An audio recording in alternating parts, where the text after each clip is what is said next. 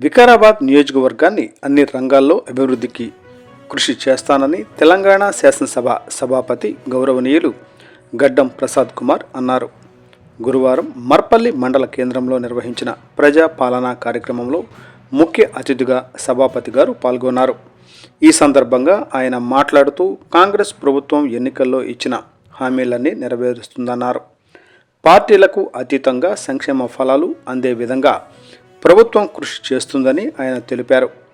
ప్రజాపాలన కార్యక్రమంలో సాధ్యమైనంత వరకు అర్హులైన ప్రతి ఒక్కరూ 6వ తేదీ లోపల దరఖాస్తు చేసుకోవాలని, ప్రస్తుతం అందుబాటులో లేని వారికి తిరిగి 4 నెలల తర్వాత దరఖాస్తు చేసుకునే అవకాశం ఉంటుందని ఆయన సందర్భంగా తెలిపారు. ప్రజాపాలన కార్యక్రమాన్ని ప్రతి ఒక్కరూ సద్వినియోగం చేసుకొని ప్రభుత్వం ప్రవేశపెట్టిన 6 గ్యారెంటీలను అర్హులందరూ వినియోగించుకోవాలని సభాపతి గారు ఈ సందర్భంగా తెలిపారు.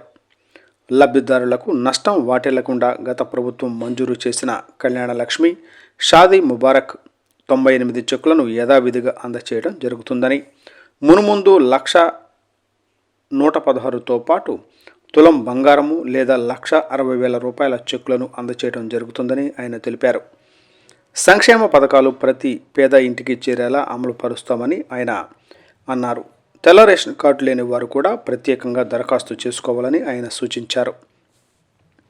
ఎన్నికల మేనిఫెస్టోలో ప్రకటించిన విధంగా 2 లక్షల రూపాయల రుణమాఫీని చేపడతామని, అదేవిధంగా రైతు భరోసా పథకం కింద సంవత్సరానికి ఎకరానికి 15,000 రూపాయల చొప్పున అందిస్తామని సభాపతి గారు ఈ సందర్భంగా తెలిపారు.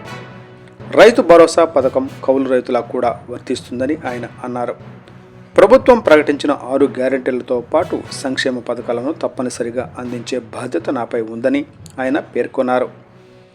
వికారాబాద్ నియోజకవర్గంలోని రోడ్ల ఏర్పాట్లకు 300 కోట్లు నిధులు కేటాయించడం జరుగుతుందని ఆయన తెలిపారు.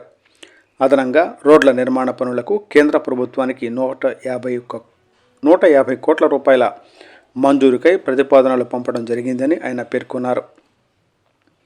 ప్రజాపాలన గ్రామ సభ అనంతరం శాసనసభాపతి వారి చేతుల మీదుగా కళ్యాణ లక్ష్మి, షాదీ ముబారక్ చెక్కులు అందజేశారు.